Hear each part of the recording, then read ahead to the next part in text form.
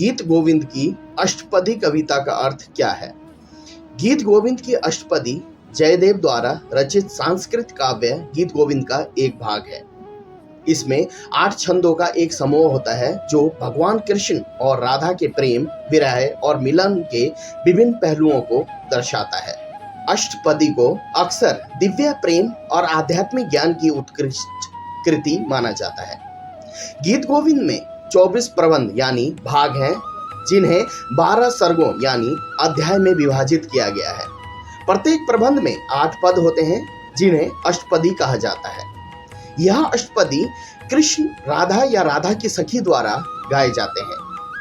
अष्टपदी में प्रेम के विभिन्न रूपों का वर्ण है, जैसे अभिलाषा, ईर्ष्या, प्रत्याशा, निराशा, क्रोध, मान, पुनर्मिलन और हर्षोल्लास। उदाहरण के तौर पर एक अष्टपदी का अर्थ है, हे कृष्ण, तुम रसिकों के राजा हो, प्रेम के ज्ञाता हो। तुम्हारा शरीर नीला है, चंदन से सुशोभित, और तुम सुंदरता के सागर हो। तुम्हारे सिर पर मुकुट है जिसमें मोर का पंख झूल रहा है। तुम्हारे बाल काले और घुंघराले हैं। तुम्हारे गालों पर कुंडल झूल रहे हैं।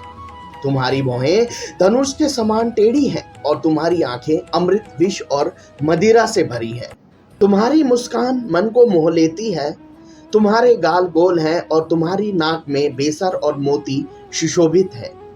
तुम्हारा पीतांबर बिजली की तरह चमकता है और तुम्हारी छाती पर मालाएं और हार सुशोभित है। तुम्हारे हाथों में कंगन और कमर में करधनी है। तुम्हारे पैरों के नखों की सुंदरता से चंद्रमा भी लज्जित है और पायल की मधुर ध्वनि हो रही है।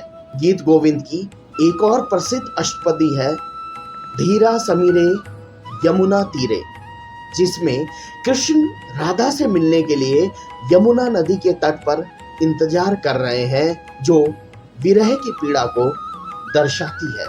इसलिए ही गीत गोविंद को एक महान साहित्यिक कृति माना जाता है और इसका पाठ और गायन भक्तों द्वारा बहुत श्रद्धा के साथ किया जाता है। माना जाता है कि जो कोई भी इन अष्टपदी का नियमित रूप से पाठ या गायन करता है, उसकी बुद्धि पवित्र और प्रखर होती है। जहाँ भी इन अष्टपदी का प्रेम से गायन किया जाता है, वहाँ राधा रानी और कृष्ण अवश्य विराजते हैं और प्रसन्न होकर कृपा अवश्य करते हैं। जय बिहारी जी।